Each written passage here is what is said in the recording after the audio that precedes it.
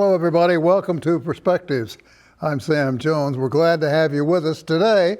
Our first victim is going to be Carolyn Argo from Living Arts of Tulsa, and we're going to be talking about this year's Day of the Dead. Spooky time of year. Welcome. It's good to have you here. It's good to be here. First of all, a little bit about your organization. What are you? Yeah, so Living Arts of Tulsa is an art gallery. We are actually the longest running contemporary nonprofit art gallery in the state of Oklahoma. This year is our 56th year. We're a rotating gallery, meaning we switch artwork out pretty much every 2 months now. So we've got actually an exhibition up right now that will be up through October 11th, and then we'll switch out for about 2 weeks, we'll be closed, and then we'll open up with Day of the Dead. So it's a fun time, love it there. It's a whole lot of programming, art, exhibitions, incredible.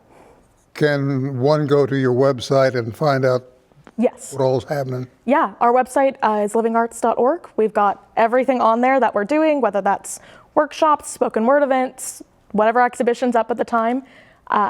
You basically can find everything there, and if you haven't found it there, check our social media. Great, good information. Let's talk about the Day of the Dead. What is that celebration all about?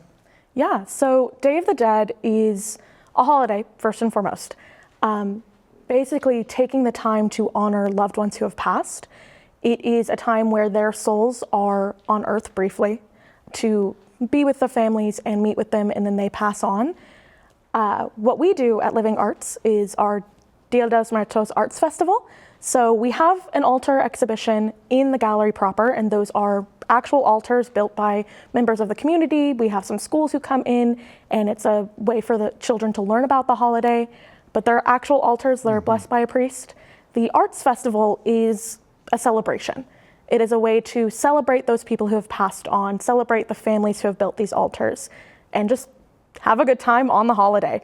So we'll have vendors, food trucks. We usually have a blessing by the priest who comes in, and we'll have a whole procession with Aztec dancers. It's an incredibly fun event. It's an incredibly emotional event. The first year I did it, I will admit I cried because I had only ever been as a guest, and it's packed. I usually would just like zoom through to see the altars and then go on my way. But getting to be there for the whole process, I did cry my first year. I do tend to tear up every year since, but it's just incredible. Well, and folks should realize with a priest coming, this is all above board. Yes. These folks are all happy. And by saying it's the Day of the Dead, this goes back to what, the Aztecs? Yes, I will admit, I don't know the full overarching history of when it started, but it is a genuine holiday. It has been going on for hundreds of years, much longer than Living Arts. We brought it to the gallery in 1994 as a festival, but the holiday has been going on for years. Have you been, I hope, pleasantly surprised at the turnout?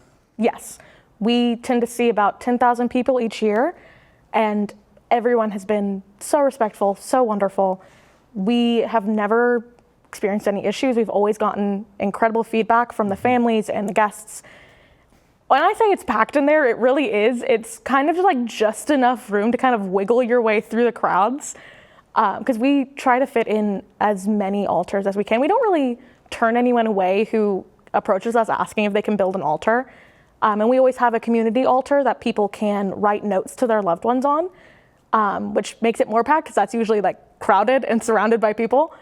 But it's genuinely an incredible event for us to put on. I've heard it's a very moving event as well. Yes, it is incredibly emotional. We do a private blessing with the families beforehand on the actual holiday, November 1st. And that is, at this point, that is like a guarantee cry for me, because it is so, almost cathartic. It is really a cathartic event as well, of being able to say goodbye to these people and saying, okay, I'll see you in a year. You know, they're moving on, they're moving to a better place.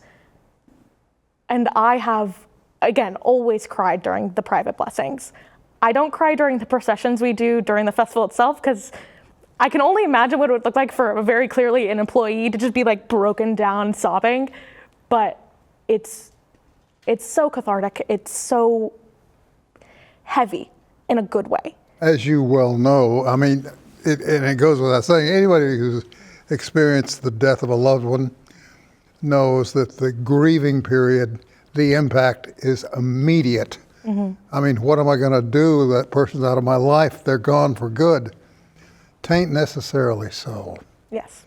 Because the memories, all the good that you enjoyed with that person, it still lingers. It's still there. So in that effect, they're still alive, very much alive. So this really brings folk together to say, it's okay to go on. I got it from here. I'll catch up a little later. Truthfully, yes. And that your comment of they're alive, it feels alive in the gallery when the altars are there. Even when it's like, I'm the first one in the building, I just got there to open the building up for the exhibition for the day. Because all of these altars are full of memories. People are putting photos of their loved ones, items that they liked, drinks and food, just building really a memorial to their loved one, either, a family or a single person. And it feels like they're there kind of hanging out with us because there's so much care and memory put into these altars that, I feel like I can look at them and I know that person. And I think I can speak for the gallery that we are incredibly honored that people are putting their trust in us to have these altars here. And we have some people who every year they approach us like, we want to do this, we want to build another altar here. We have some people who might be their first year they build an altar with us. When schools do it and they're teaching their kids what this holiday is, we love that we get to be a part of that and we get to be a part of that educational process and just see all of the love and care that people put into this. And I might add, it's also very, very healthy for young ones to come and experience this, is it not? Yes. We end up doing, so Tulsa does Any Given Child tours with Tulsa Public School System. We do a majority of our tours during the Day of the Dead altar exhibition, so that kids are coming in and they're learning about an art gallery, but they are also learning about this holiday and getting to see kind of like the real life impact of the holiday. Less than a minute. And I know there are folks watching right now who have perhaps recently experienced the loss of a loved one and have gone through the initial grieving period, but they haven't turned loose. And this will help them. So again, location, date, time. So this will be at the Living Arts of Tulsa Gallery in downtown Tulsa. It'll be November 1st this year from 11 a.m. to 11 p.m. We're doing an all-day festival this year rather than just an evening. So Saturday, November 1st, 11 a.m. to 11 p.m. And we hope to see you guys. Hey, Carolyn, thank you. Yeah, thank you. It's good what you're doing, child. We are so happy to do it. We are so pleased that we get to do it every year. We're pleased to have you do it. Thank you. We'll talk again down the Okay. road. We're going to take a short break. We'll be back with more right after this.